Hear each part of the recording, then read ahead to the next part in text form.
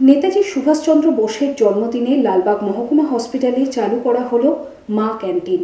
ভগবানগোলা, লালগোলা সহ দূর দূরান্ত থেকে হসপিটালে আসা রোগীর আত্মীয় পরিজনদের খুব কম খরচে খাবার পরিবেশন করার লক্ষ্যেই এই ক্যান্টিন শুরু করা হলো। উপস্থিত ছিলেন ভগবানগোলার বিধায়ক রেয়াত হোসেন সরকার, এই প্রকল্পের উদ্যোক্তা মুর্শিদাবাদ পৌরসভার চেয়ারম্যান ইন্দ্রজিৎ ধর প্রমুখ। এদিন এই ক্যান্টিনের আনুষ্ঠানিক উদ্বোধন করেন ভগবানগোলার বিধায়ক রেয়াত হোসেন সরকার। দেখুন, মানবিক মুখ্যমন্ত্রী স্বপ্নের প্রকল্প 93টা প্রকল্প। আমরা যখন 2022-এ মানুষের কাছে দোয়া আশীর্বাদ চেয়েছিলাম, তাদেরকে একটা কথাই বলেছিলাম, আপনারা স্বতঃস্ফূর্তভাবে দোয়া আশীর্বাদ করুন। মানবিক মুখ্যমন্ত্রী 93টা প্রকল্প আমরা বাড়ি বাড়ি পৌঁছে দেব। আজকে আমাদের বাংলার সন্তান এবং ভারতবর্ষের যে নায়ক, স্বাধীনতার সংগ্রামী নেতাজি সুভাষচন্দ্র বোসের 129তম জন্মদিবসের মধ্যে দিয়ে নেতাজি সুভাষচন্দ্র বোস ছাড়াও আরও যে সমস্ত মণি ঋষিরা আজকে আমাদের মধ্যে নেই, যাদের 200 বছর 250 বছর এখনও পর্যন্ত তাদের জন্মদিন মৃত্যু দিবস আমরা পালন করি, তাদের যে স্বপ্ন, এই স্বপ্ন বাস্তবায়িত করার জন্য আমাদের মানবিক মুখ্যমন্ত্রী মা ক্যান্টিনের সাথে সাথে আমাদের স্বাস্থ্য, বিনা পয়সায় স্বাস্থ্য পরিষেবা।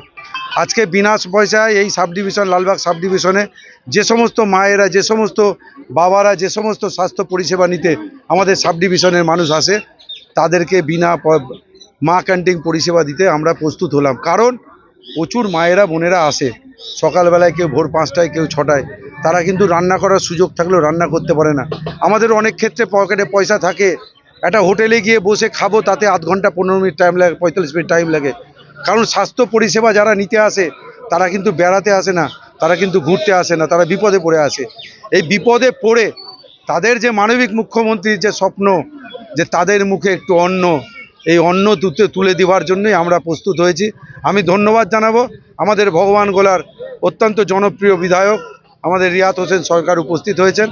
আমাদের মূল উদ্দেশ্য মানবিক মুখ্যমন্ত্রী পৌরসভা নয়, আমরা পৌরসভার সাথে সাথে পঞ্চায়েত, পঞ্চায়েতের সাথে সাথে গ্রামসভা, তার সাথে সাথে পঞ্চায়েত সমিতি, জেলা পরিষদ এবং এমএলএ, সমস্ত ক্ষেত্রে আমরা গোটা সাব ডিভিশনের মানুষকে, যেহেতু গোটা সাব ডিভিশনের মানুষ লালবাগ হসপিটালে আসছে, আমরা ঐতিহাসিক এই পৌর এলাকার মানুষ বা পৌরসভার মানুষ, সেই হিসেবে আমাদের নৈতিক কর্তব্য মানবিক মুখ্যমন্ত্রীর স্বপ্ন বাস্তবায়িত করা।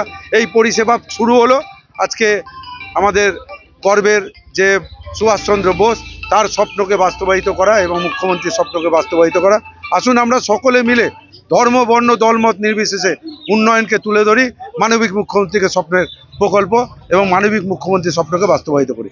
দেখুন, আজকে যে দিনটি 23শে জানুয়ারি দিনটা আমাদের ভারতবর্ষের, আমাদের বাংলার বীর সন্তান নেতাজি সুভাষচন্দ্র বোসের জন্মদিন।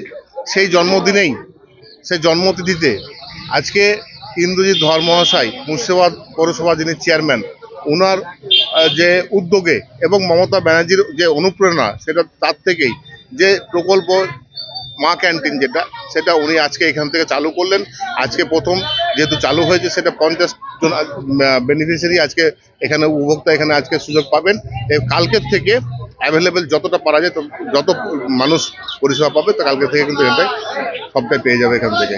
এবং বিশেষ করে ভগবানগোলা, লালগোলা, তারপরে এখানকার লালবাগ বা মুর্শিদাবাদ আমাদের যেটা আছে, সেটাও আপনার ধরুন কাপাসডাঙ্গা থেকে শুরু করে, প্রসাদপুর থেকে শুরু করে, তেঁতুলিয়া থেকে শুরু করে, সমস্ত নবগ্রাম, প্রত্যেকটা জায়গা থেকে কিন্তু সকাল সকাল কিন্তু মা বোনেরা এখানে আসেন, দুস্থ মানুষেরা আসেন এখানটায়, বাবারা আসেন এখানে চিকিৎসার জন্য। তারা হয়তো সকালবেলায় না খেয়ে চলে আসে, খাবার না নিয়ে চলে আসে, তো সারাটা দিন তাদের যে সমস্ত দুস্থ মানুষরা এখানে আসেন চিকিৎসা করার জন্য, তার জন্য এই যে খাবারের যে ব্যবস্থাপনাটা, এটা খুবই ভালো উদ্যোগ এবং সাধুবাদ জানাচ্ছি আমরা ইন্দ্রজিৎ ধর মহাশয়কে আমাদের ভগবানগোলা বিধানসভার পক্ষ থেকে। এবং আপনাদের মাধ্যমে আরেকটা জিনিস জানিয়ে রাখি, আমি আরেকটা আবেদন করেছি, যাতে এখানটায় আমরা একটা ভগবানগোলা বিধানসভার পক্ষ থেকে একটা রোগীদের জন্য, আমাদের বিধানসভা এলাকার রোগীদের জন্য একটা পরিষেবা কেন্দ্র আমরা খুলতে চাই। সাধারণ মানুষ আসে তো অনেক কিছু বুঝতে পারে না, কোন দিকে ব্লাড দিতে যেতে হয়, কোন দিকে ব্লাড নিতে হয়, কোন দিকে ডাক্তাররা বসে, কোথায় কীভাবে স্লিপ নিতে হয়, এই যে পরিষেবাগুলো আছে তাদেরকে একটুখানি তারা যাতে সহযোগিতা করে, এই পরিষেবাগুলো কিন্তু আমরা এখানে চালু করার একটা ব্যবস্থা করছি।